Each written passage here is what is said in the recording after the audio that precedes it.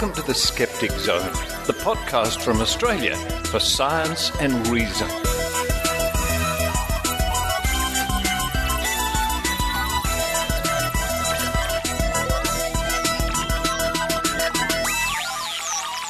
Hello and welcome to the Skeptic Zone, episode number 295 for the 15th of June 2014. Richard Saunders here with you from Sydney, Australia. Halfway through June already. July's not far away. I'll be heading out to the amazing meeting in July. But more about that soon, I guess, and I hope to bring you many reports from the amazing meeting. I'll see if I can run around. I'll pretend I may not. I'll run around with my microphone and get some interesting interviews from there, I'm sure. But let's see what's coming up on this week's episode of The Skeptic Zone. We're going to kick off with a grain of salt with Eran Segev.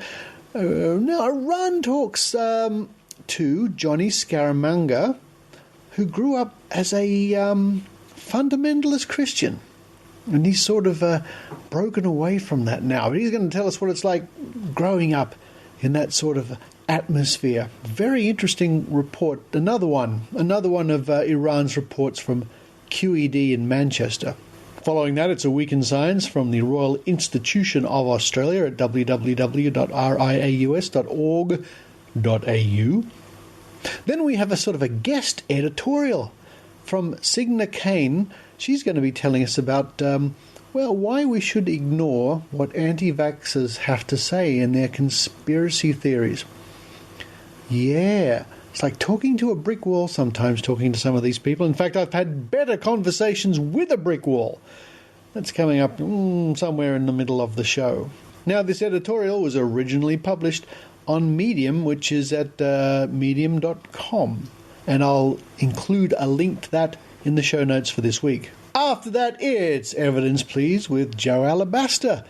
Jo's going to be telling us about some of the woo and interesting things going on that were aimed at young mothers, or young parents, pregnant women, that sort of thing. Then to round off the show, it's our roving reporter, Dr Krissy Wilson. Roving indeed. She's all the way over there in London.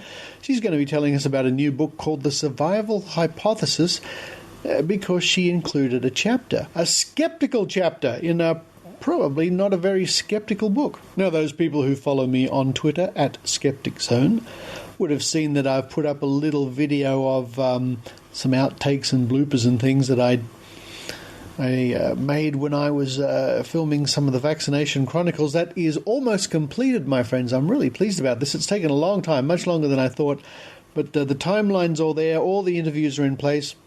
Going to do some music this week with our co-host Stefan Soiker, who appears from time to time. A few more little archival videos I'm chasing up, or images, and then I think it'll just be about ready to go. Looking forward to that. I never knew it took so long to put a little documentary together. But you'll be the first to hear. Well, no, you won't. You'll be not quite the first to hear. You'll be amongst the first people to hear when that goes online very soon, I hope. But for now, I'm going to run downstairs. I'm going to open the dry crackers. Dry crackers. And the last few days, I seem to have picked up some sort of weird bug, which means that a lot of food is not very appealing to me right now. Dry crackers and dry ginger ale, I think will do the trick. And while I'm slowly and carefully eating that, I hope you enjoy The Skeptic Zone.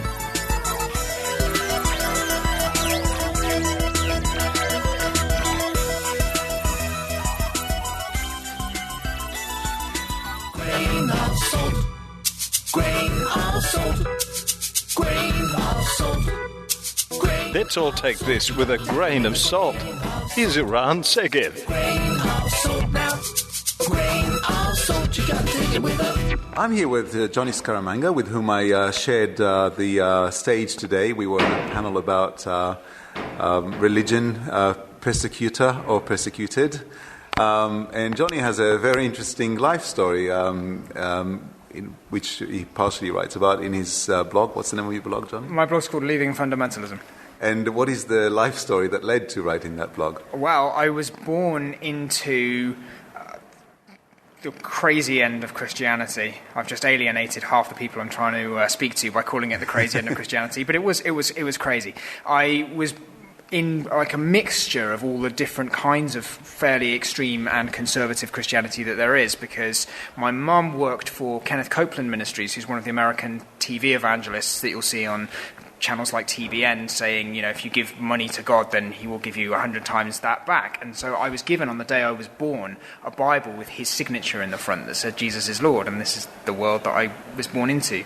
And then I went to a school that used the accelerated Christian education curriculum, which is a different kind of conservative Christian that was a Baptist and taught creationism instead of science, and we didn't have... So this is something that I'm pretty sure that listeners to our podcast would have no idea about. So maybe if you could elaborate a little bit more about this accelerated Christian education.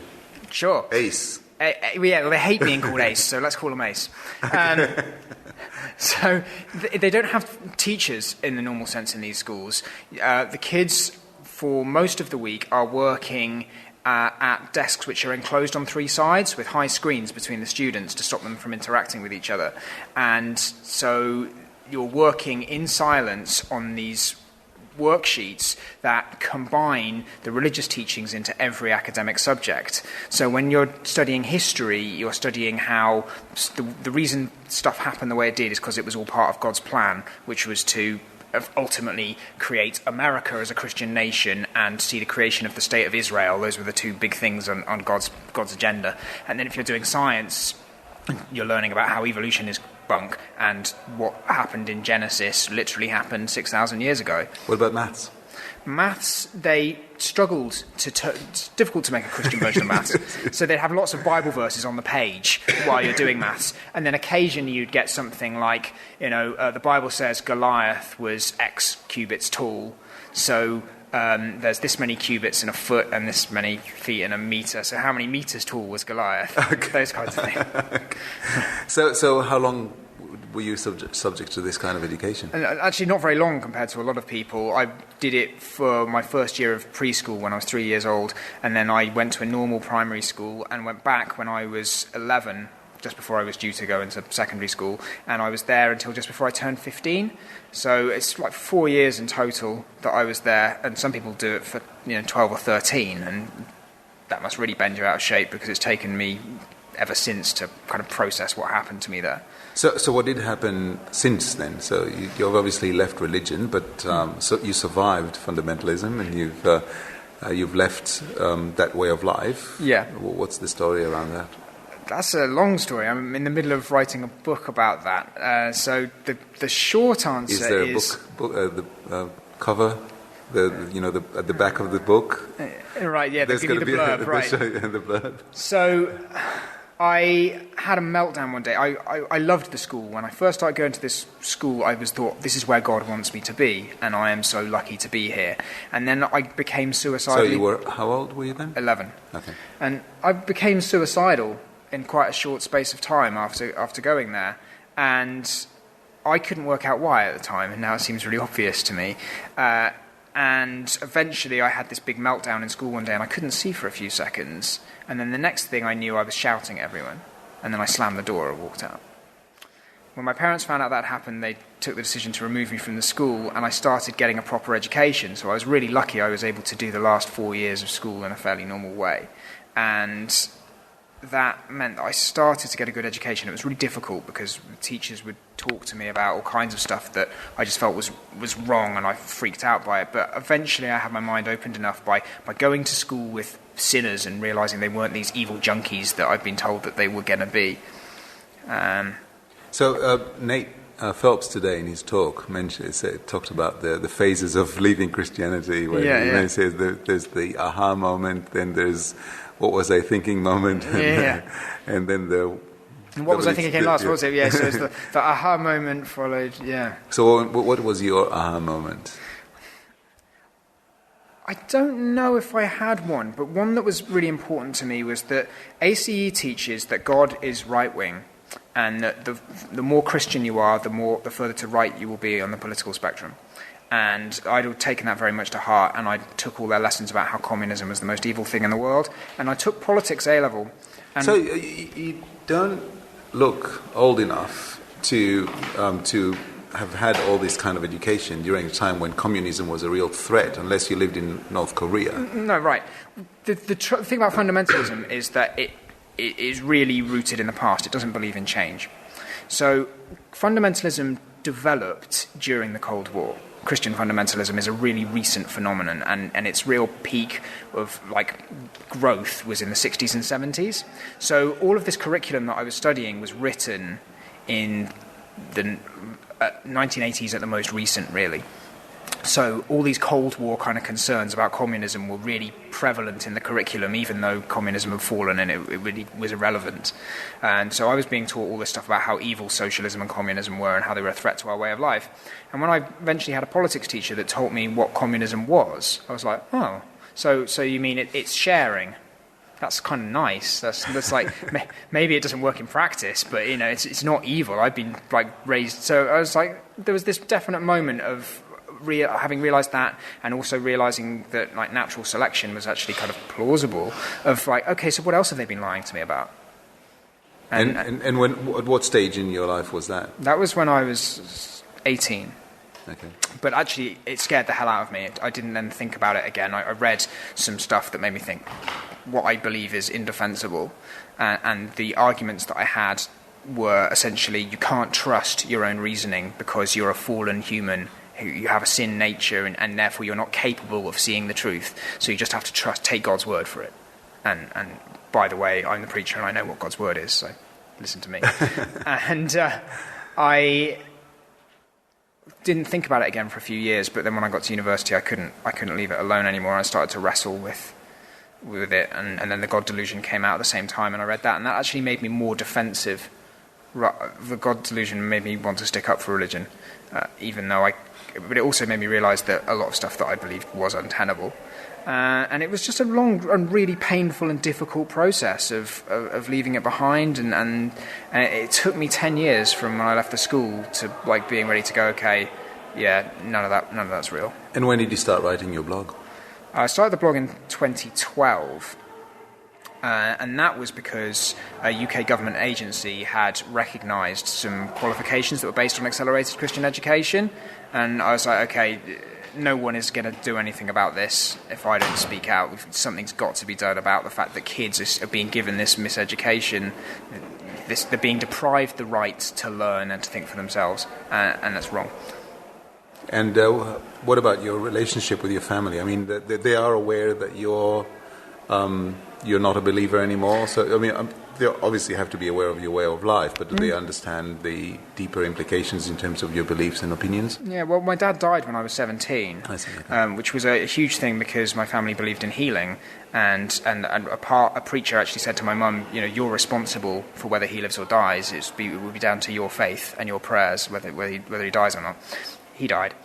And we, at that point, that kind of meant that my mum and I were more free to think for ourselves because he was kind of the driving force of this level of fanaticism that there was in my family. And so I went away to university, and I was able to make a new circle of friends and have the freedom to think for myself without fear of being ostracised. And my mum was able to start questioning things, without having the pressure from her husband. And so independently, we both left it behind. And so my mum She's completely left it behind as well? Yeah, she's left it behind as well. And I think that's more brave. I think, for me, I got out. I was pretty much free by the time I was 21. And although I'd had a bad start in life, I had the rest of my life ahead of me. Whereas my mum got into it when she was 21 and lost the most important years of her life. And now that found herself at retirement age going, the way I brought up my children damaged them. And what I have dedicated my life to is false. And I have to deal with that. And she has. She's been... A lot of people at that point would just push themselves back into their religion rather than face the reality of it. And she hasn't. So I think she's pretty heroic. And where can people find out more about you? What's the URL of your blog? It's leavingfundamentalism.wordpress.com. Jonny, thank you very much. Thank you. Grain of salt now. Grain of salt, you gotta take it with a...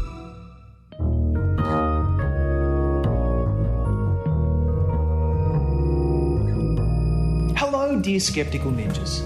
My name is Jake Farwharton, And my name is Ross Bolge. And we are here to talk to you about Bris Skepticamp, which is coming up in July. So who is speaking at Bris Skepticamp? Well, Jake, you and I will be there as hosts. As hosts? And also recording a podcast.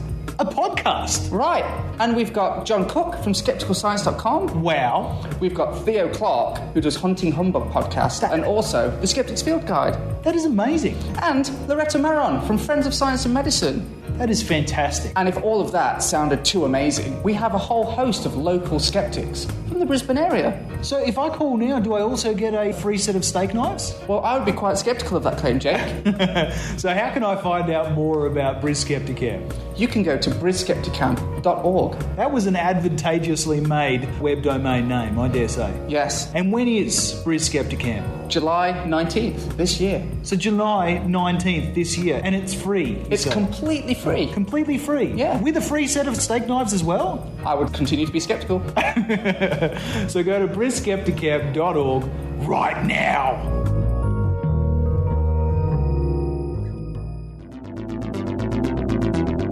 Welcome to A Week in Science from RiAus, bringing you the science you need to know. In 50 years, we've seen technology go from computers the size of a house to the size of our palm. The big question is, how much smaller can it get? In 1965, Gordon E. Moore published a paper entitled Cramming More Components onto Integrated Circuits. His work predicted the most cost-effective number of transistors that could fit onto a silicon chip. This prediction is better known as Moore's Law, which states computing power doubles approximately every 2 years as transistors become smaller. Transistors are a miniature on-off switch that allows a computer to process information. The first transistor was developed at Bell Laboratories in 1947 and was the size of a thumbnail, although the supporting structure around it was the size of a hand.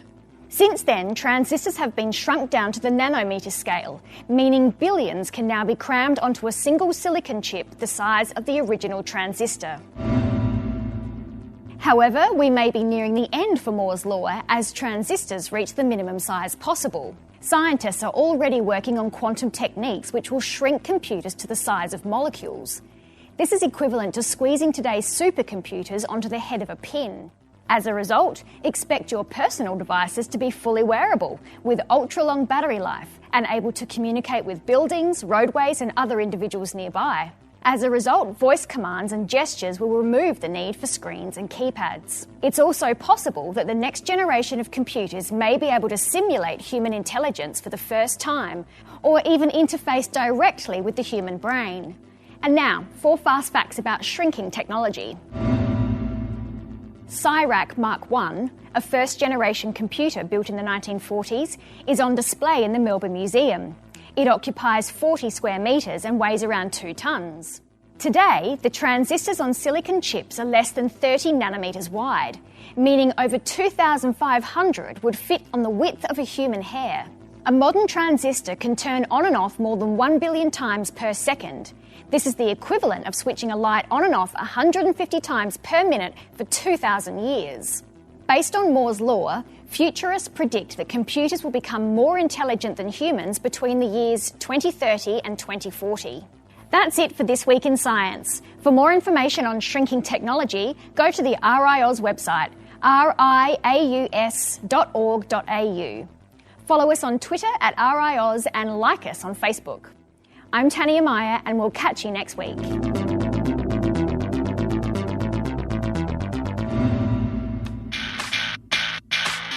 Ad hominem, begging the question, factoid propagation, false analogy, false cause, false dichotomy, gibberish, immunised hypothesis, moral equivalence, poisoning the well, simple-minded certitude, stacking the deck, and WTF are just some of the fallacies we provide real-life examples of in Hunting Humbug 101, a podcast about bad arguments.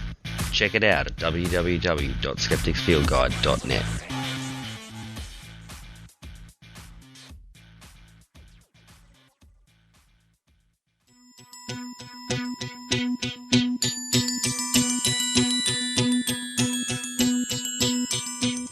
Hi, I'm Signe Kane. Recently, I published an article titled Why You Should Not Listen to Anti-Vaxxers.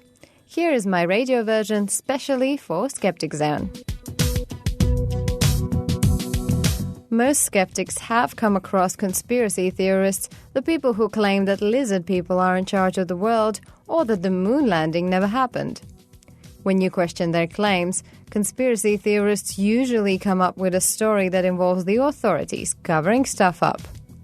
Professor Stefan Lewandowski, a cognitive scientist at the University of Western Australia, has described conspiracy theories as immune to evidence. Lewandowski argues that if you reject evidence or reinterpret the evidence to be confirmation of your theory, or you ignore mountains of evidence to focus on just one thing, you're probably a conspiracy theorist. We all know that it's great to maintain a healthy dose of skepticism, be open-minded, and think critically. But conspiratorial thinking crosses that line and wanders off into a paranoid world where nobody can be trusted. The harmless flavor of a conspiracy theorist will try to convince you about lizard people while you're having drinks at a pub. But unfortunately, others spread dangerous misinformation about important public health issues, such as vaccination. Associate Professor Guy Eslick is a researcher from the University of Sydney. Recently, he led a comprehensive review of studies looking at the link between vaccines and autism. The conclusion put it plain and simple. There is no evidence to support the claim that autism is caused by vaccines. Of course, this conclusion is hardly surprising, but we all know that militant anti-vaccination campaigners have been claiming the link exists for decades. And now, even in the light of comprehensive research showing the opposite, anti-vaxxers are still refusing to let the myth go. Furthermore, a similar attitude emerges when they face any other data contradicting their belief that vaccines are unsafe, unnecessary, and do not work. So why is it so hard to change an anti-vaxxer's mind? After all, they claim to be presenting information in the interest of parents who want to make an informed choice about vaccines. You'd think they would welcome evidence that shows vaccines are actually not that bad. Unfortunately, an anti-vaxxer is really just a conspiracy theorist. Some of them even admit they would not change their mind in light of any evidence. Others keep shifting the goalposts until the proof they demand is impossible to provide. To me, this is the crux of the issue.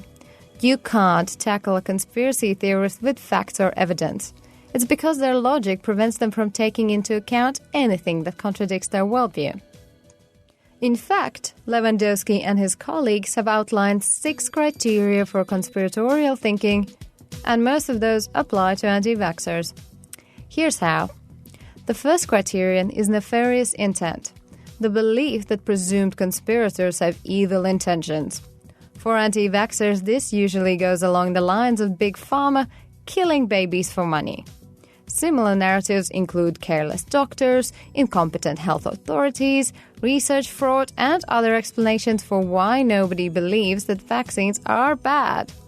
In other words, every health official is in on it, and the people who don't see this are fools. The next criterion is the perception of oneself as a persecuted victim. And sure enough, if you think about it, anti-vaxxers are usually quick to complain about suppression of the truth they have discovered, particularly when health authorities issue warnings about misleading anti-vaccination campaigns. The next criterion that fits the bill is nihilistic skepticism, the attitude anti-vaxxers show when they refuse to believe in anything that doesn't fit their theory. And lastly, self-sealing reasoning means that any evidence against the conspiracy is interpreted as evidence for it. This is exactly what anti-vaxxers do when they face a study like Eslick's. They claim the data has been cherry-picked, the author has vested interests, the University of Sydney received new lab equipment for running this research, and so on and so forth. You can't debate a conspiracy theorist using evidence and reason. It's absolutely crucial to realize this when faced with claims by anti-vaccination campaigners. Anti-vaxxers are immune to evidence. And you know what? It's really disappointing. We need watchdogs for the medical industry as much as we need them anywhere else. Vaccines are not without risks, but they do prevent diseases. And yes, pharmaceutical companies are known to engage in shoddy and sometimes unethical practices. Manufacturing mistakes also happen, and people can be harmed by medications. But it is crucial that the discussion of these issues is done in a rational environment that encourages real debate and bases arguments on solid evidence. Not with militant activists who refuse to accept anything that won't fit their narrative. Scientists make mistakes and correct them, but you can't expect a conspiracy theorist to admit they are wrong.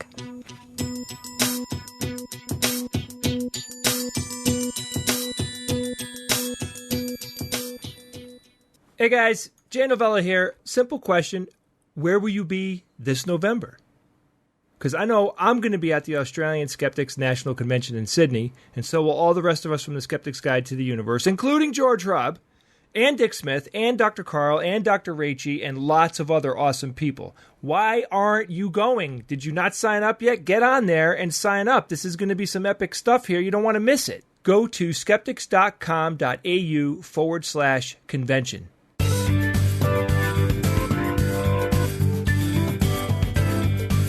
What we want is some more evidence, please. Here's Jo Alabaster.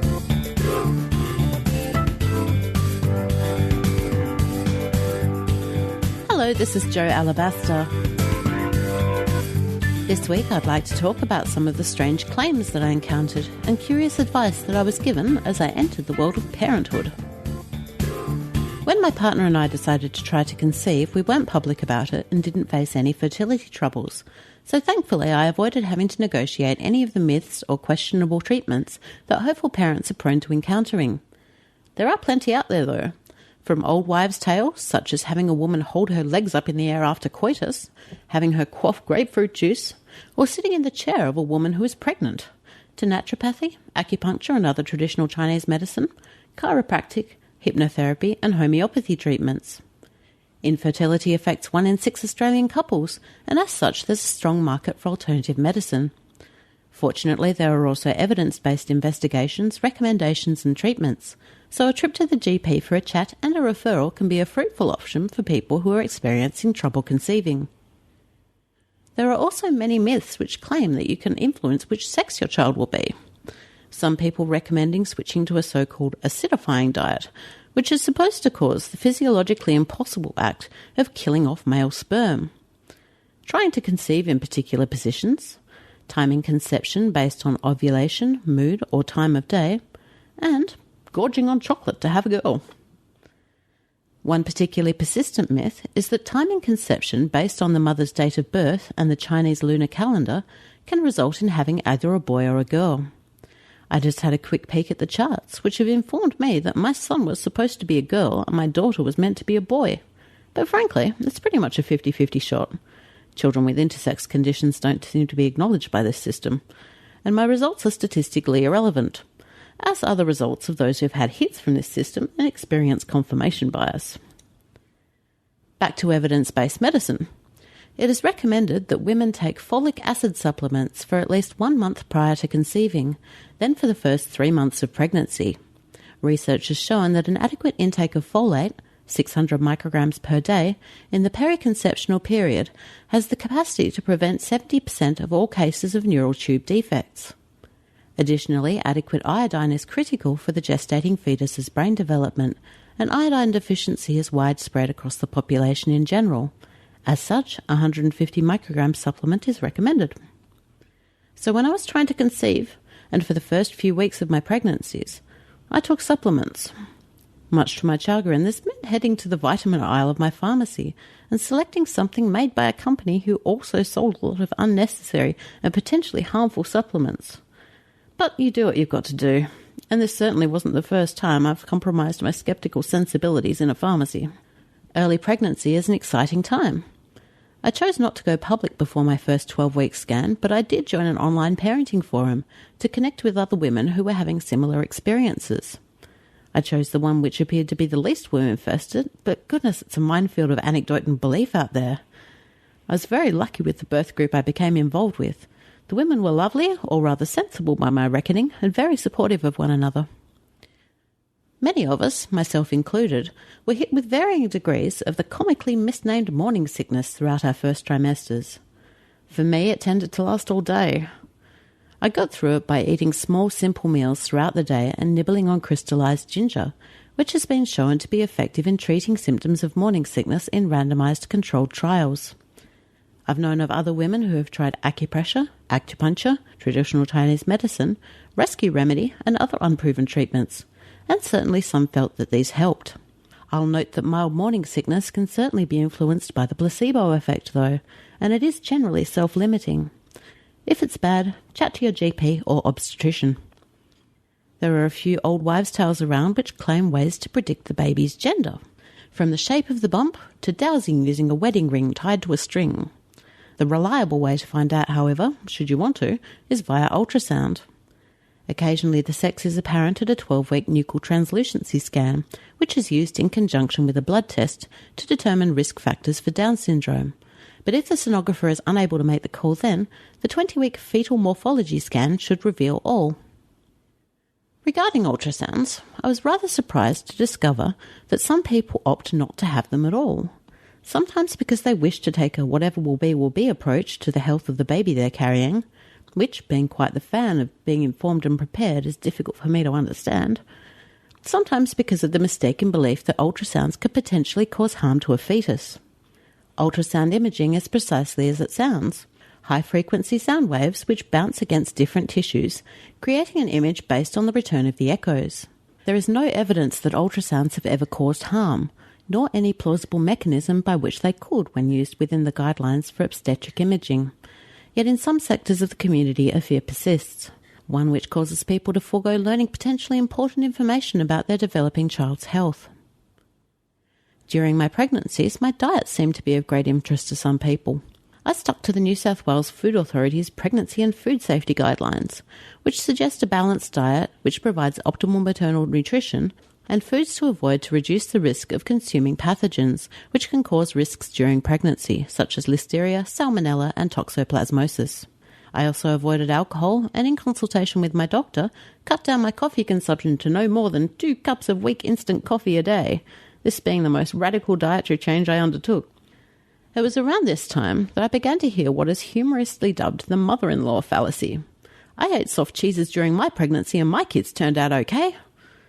It can take many forms. Somebody drank alcohol through their pregnancies and their kids were fine. Somebody didn't take folate supplements throughout their pregnancy and their kids were fine. Somebody had a home birth and they were fine. Which is good. I want everybody to be fine. However, a small amount of anecdotal evidence is not enough to draw conclusions on, and I was continually surprised that people seemed to feel that I should just trust their experience over medical advice. People with a great deal of expertise in obstetric medicine calculate risks by assessing all available knowledge in their field and make recommendations based on such. They're summarised in handy little booklets, and I'm quite inclined to follow them. And honestly, whatever the risk, it was no great sacrifice in the grand scheme of things to give up sushi for 42 weeks at a time, and the glory of a postpartum sushi binge is worth the wait, even if the chances of my consuming dodgy sushi during pregnancy were negligible. I really don't have the time to properly address the anti-obstetric sentiment that I witnessed coming from some women who felt that childbirth was too medicalised, and that it is a natural function that our bodies are capable of getting through unassisted, or perhaps supported by a home midwife or doula. I will say, though, that yes, pregnancy and childbirth are perfectly natural. Sadly, so are maternal and infant deaths. My second pregnancy was declared to be low risk, and I'm quite sure that had I wanted to, I could have sought out a home midwife to attend a home birth. Had I done this, I would likely have bled to death, as I experienced an unexpected postpartum hemorrhage. The conduct of some obstetricians is not above criticism, of course, but to shun access to medical assistance should it be needed in favour of a more natural birthing experience stuns me. I can only assume that these decisions are based on accurate risk assessment. For a more detailed examination of no-intervention and home birthing movements, I'd suggest a read of Dr. Amy Tudor's blog, The Skeptical Obey. Be warned, though, there are some incredibly sad stories of home births with tragic consequences. A more generalised sentiment that seems to permeate mothering groups is that of the appeal to nature fallacy, from conception to breastfeeding to organic baby food, and extreme cases, a rejection of modern medical science resulting in vaccine and medication refusal. The archetype of the natural mother is a powerful one, which many women find appealing and a worthy aspiration. She is wise, nurturing and intuitive, and indeed these are qualities that I myself aspire to. Unfortunately, though, some people's intuition tells them to reject evidence-based practices in medicine. The adage that mother knows best is sadly not always accurate. I hope that you found this report interesting. Next week I'll be discussing induction, birth, lactation, colic, vaccination and teething. And I'll be making a terrible confession about some dodgy pseudoscience that my sleep-deprived postpartum brain briefly fell for. Stay tuned.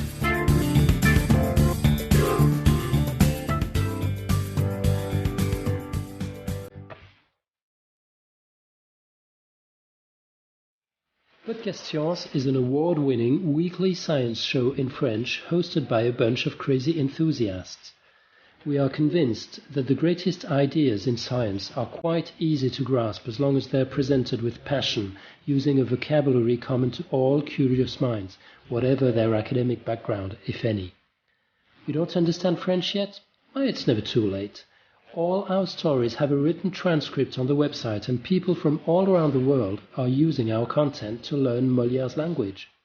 Our topics range from zero to infinity, from evolution to artificial life, from electromagnetism to the science of introverts.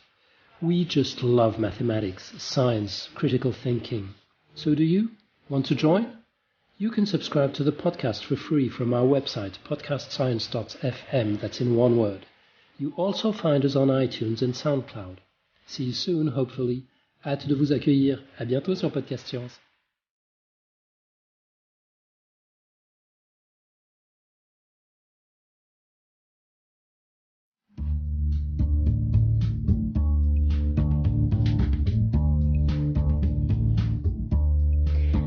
Hello there, everybody out there in Skeptic Land. This is Dr Krissy Wilson coming to you from a very sunny London. I'm here on an extended holiday and it's actually Friday the 13th today. So I hope you're all back there 11,000 miles away and around the globe having a very happy and lucky Friday the 13th. Not that we believe in such things, of course. But I've got some good fortune to tell you about. I've recently found out that a book that I contributed to has just been published. It's just come out in print. I'd like to tell you about it. It's called The Survival Hypothesis, published by Macfarlane Press and edited by Dr. Adam Rock.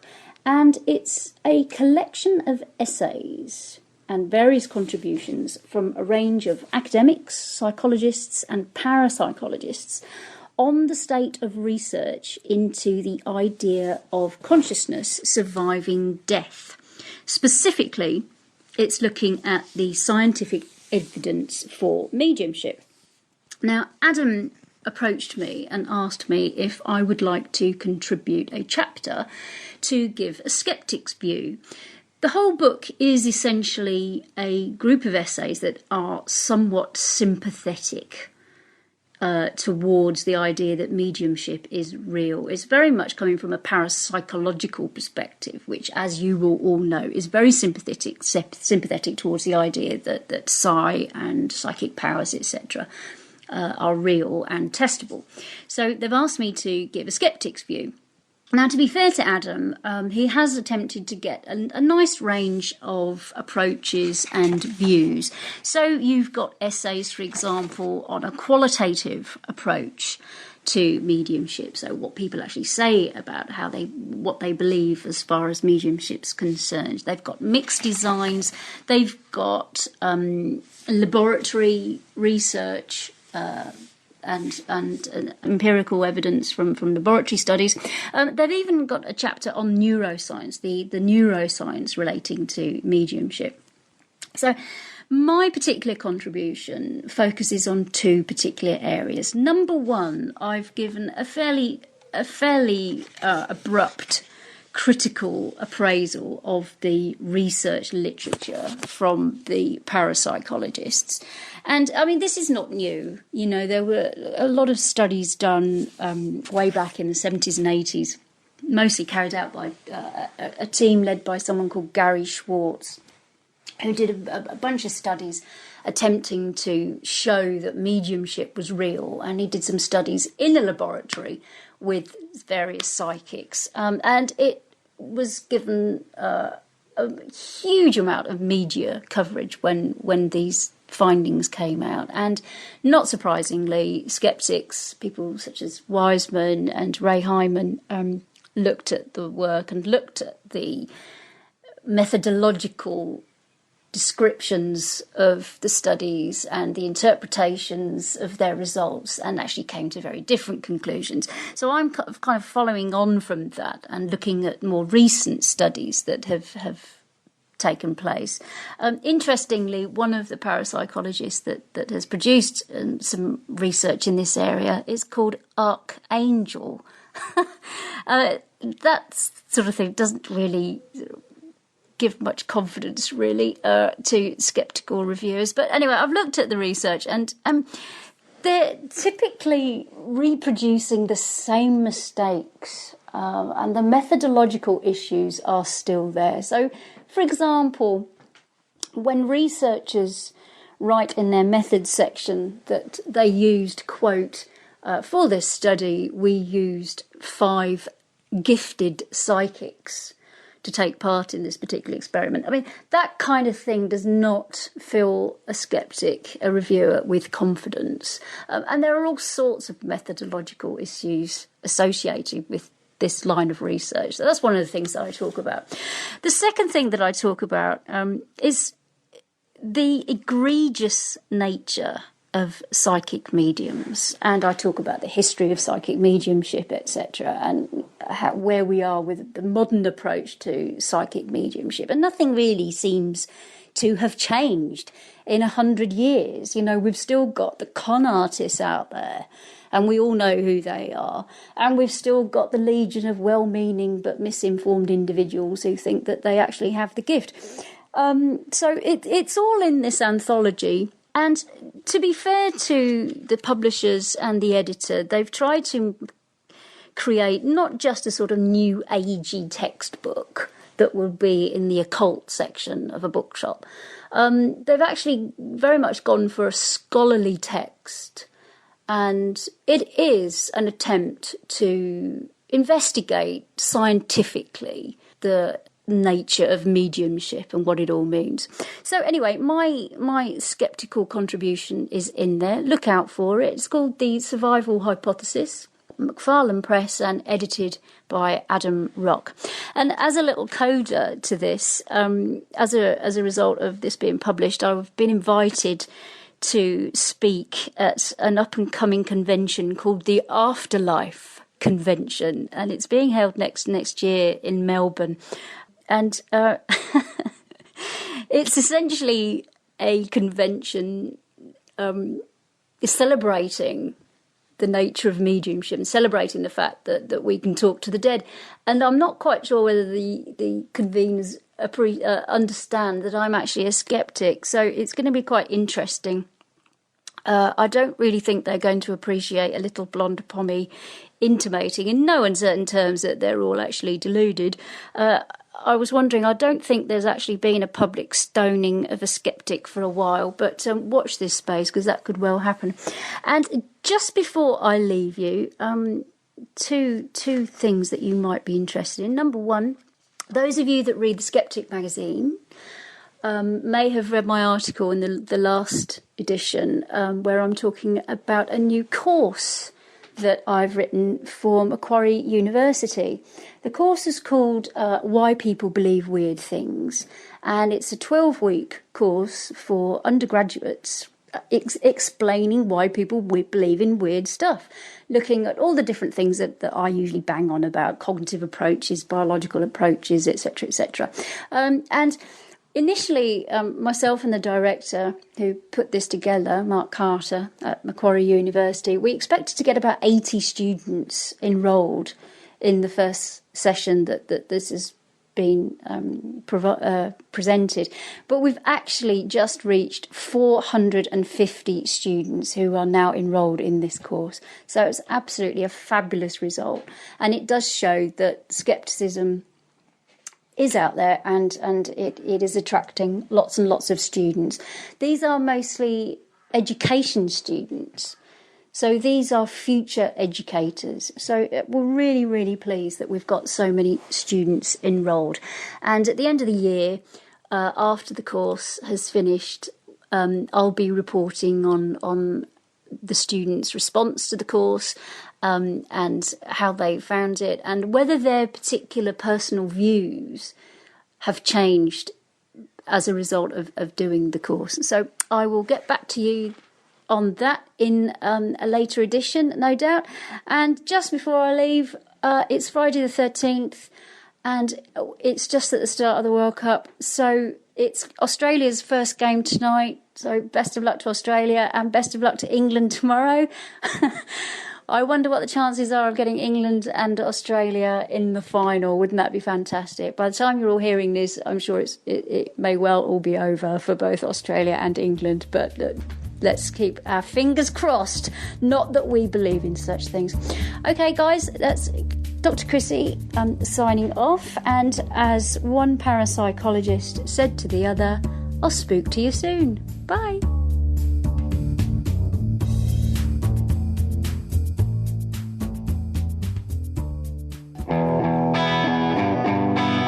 Hi, I'm Finn.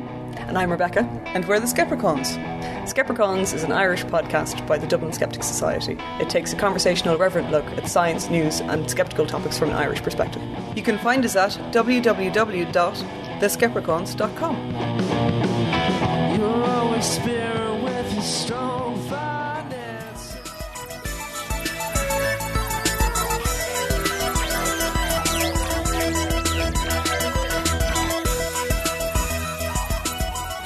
Thank you for listening to the Skeptic Zone, and thank you to all those lovely sort of editorials and comments and segments we had today. Well, I really enjoyed the one from Signe and Jo Alabaster, Krissy Wilson, and of course not to forget Eran Segev. Oh, and to those people who've been writing in asking me about Fred the cat, he's right here next to me, sound asleep. He doesn't really perform on cue, Fred the cat, I'm afraid to say, but he's doing okay. He has this trick of howling loudly in the morning because he wants to go into the bathroom to drink tap water. Cat owners will know what I mean. So for this week, this is Richard Saunders and a sleeping Fred the cat, signing off from Sydney, Australia. You've been listening to the Skeptic Zone. Visit our website at www.skepticzone.tv for comments, contacts, and extra video reports.